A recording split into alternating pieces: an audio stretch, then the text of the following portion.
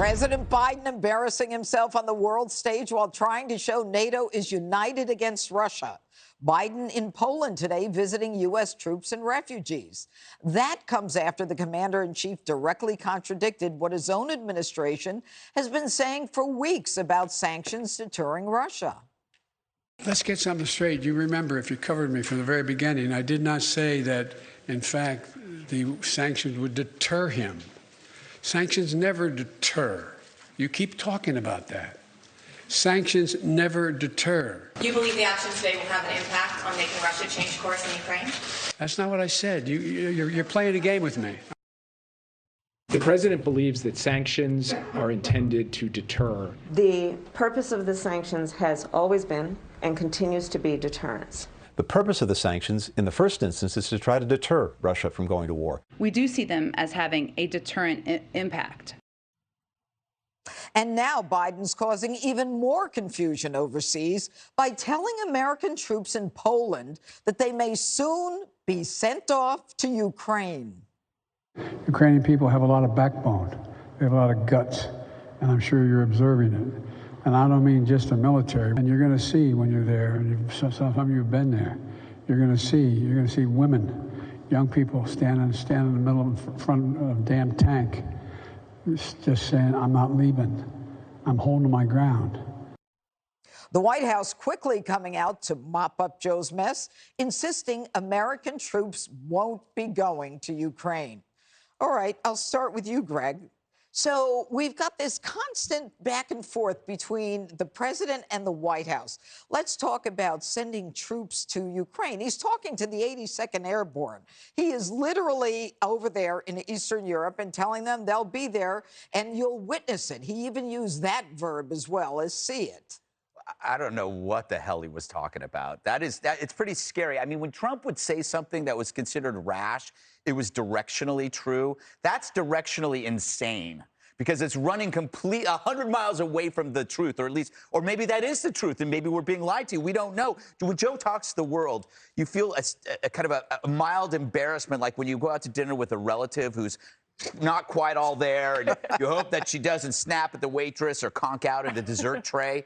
But what you see is what you get. It's like you always heard about Trump being different behind the scenes. He was like a presidential mullet in reverse, party in the front but serious in the back. So he would flatter a leader, but then he'd get to brass tacks somewhere else. But now there's this story emerging, or maybe it's just a theory I made up because it's Friday. You know, Putin took Crimea under Obama and invaded Ukraine under Joe. And why is that? Because the administrations are essentially the same, and they have the same predictable nature. So what was that gap in between? It was Trump. Why did Putin hold off? Because Trump's brand is unpredictability. How can anybody deny this? Putin was like, maybe I better not do it while that guy's around, because who knows what he's going to do. He might bomb my palace. So right now he sees Biden as kind of a hood ornament for the Obama administration. He knew that he could pull it off. And then he invades, which is a clear violation of international law, causes a lot of brutality because, well, he knew he could. Maybe he was being unpredictable. Yes. Yeah. Well, he was certainly unpredictable as it relates to his claims that sanctions would never deter Russia from going after Ukraine. Jesse? You don't hand Biden a hot mic next to a war zone. The guy is gassed from this trip. It's Friday. You strap a teleprompter to his eyeballs and you let it rip. We can't risk something this crazy. And then the White House comes and mops it up like he's some drunk celebrity. What my client meant to say was the exact opposite of what he did say. And it's not just that, it's the deterrence. They're on the wrong page. Remember when he said, you know, if they take a tiny chunk of Ukraine, maybe we won't do anything. Or how about he shares the intel with the Chinese just hand it to the Kremlin? The MiG fiasco? The Russians and the Saudis won't take his phone calls? This is a mess. And to act like it's not a mess is a real problem. Right now, we don't know if Biden misspoke and he's not planning on that, or he's planning on it and he slipped. Now, how scary is that? And you got to think the Russians are looking at this 6 ways from Sunday, trying to figure out what's going on here. We don't know what's going on here either. Okay, Katie, there's a sound I want you to take a listen to, and we'll come to you on the other side of it. Putin has issued Russia's energy resources to coerce and manipulate its neighbors. That's how he's used it. He's used the profits to drive his war machine. And that's why earlier this month I announced the United States would ban all imports of Russian energy to make it clear that American people would not be part of subsidy. The United States and the European Union are going to work together to take concrete measures to reduce dependence on natural gas. Okay, now what's interesting about that, Katie, is that the Treasury Department has assured Wall Street that it can still trade Russian oil and gas through June 24th. Right. So what does he mean? Does he mean anything that he says? He's talking about the ban on imports of Russian gas and oil, but the sanctions on that don't go into place until June, unless maybe if they even do that. You'll remember that President Donald Trump in 2019 had a very harsh meeting with the head of NATO talking about this exact thing. You are spending money with Russia. They're going to manipulate you and use this as a weapon. They laughed at him and said he was being too harsh and didn't want the alliance to maintain its credibility, when really he was saying your decisions in terms of business and who you allow to control your energy sector are going to hold you hostage once things get hot. Now that's exactly where we are.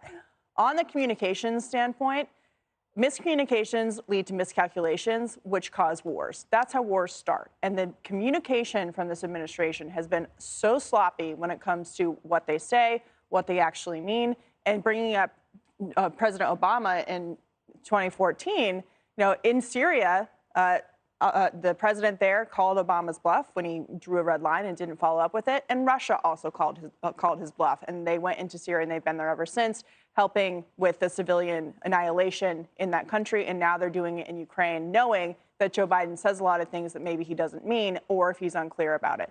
President Trump, he said what he meant and they took him seriously. That's not the case in this situation. And people who are in the United States military, stationed in NATO countries, happening right now, are very nervous about a misstatement turning into a miscalculation in a very volatile situation. And Jessica, Biden has been boasting that he's going to get Europe off of Russian oil, even though we're maxed out on our domestic natural gas production, and he's not increasing the supply. How is he going to do that? I think that he's going to have to. He did say when he was in Pennsylvania that he wasn't completely anti-fracking. I mean, we only had 3% of our oil coming from Russia in the first place. But what he's trying to manage is, 10, 15, 20 countries and how they're going to have a relationship with Russia. It's not just us. Just manage this country and get us the oil. But this is not just about us. Unfortunately, we just saw that a Saudi refinery got blown up today and the price of oil spiked right back up to $113 a barrel. It was down to $96 just a few days ago.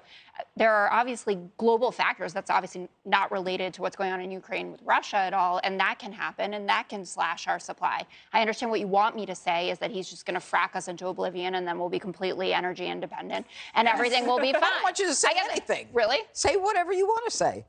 Well, I said that because, Greg at least wanted me to say that. I did. Yeah.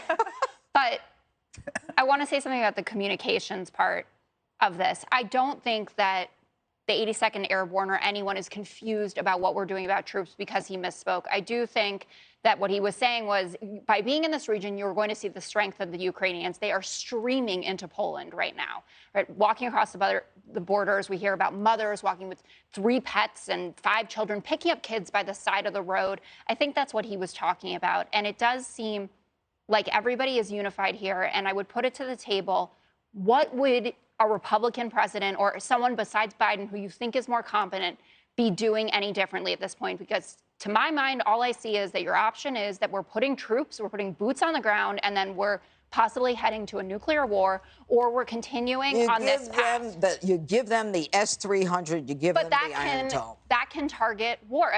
So we should cower in a corner because we're afraid of what Putin's going to say? But we're not cowering in a corner. And John Kirby has even said that we're doing more than we're talking about publicly, which is how you want your government to operate. They're still leveling the country. They're leveling the country, but there is also, we hear about that Putin's inner circle is collapsing around him. By the way, that's the effect of sanctions, right? Those are really rich people who are having their money sanctioned. We hear about, there was a brigade where Russian troops killed their own commander because they didn't want to fight this war anymore.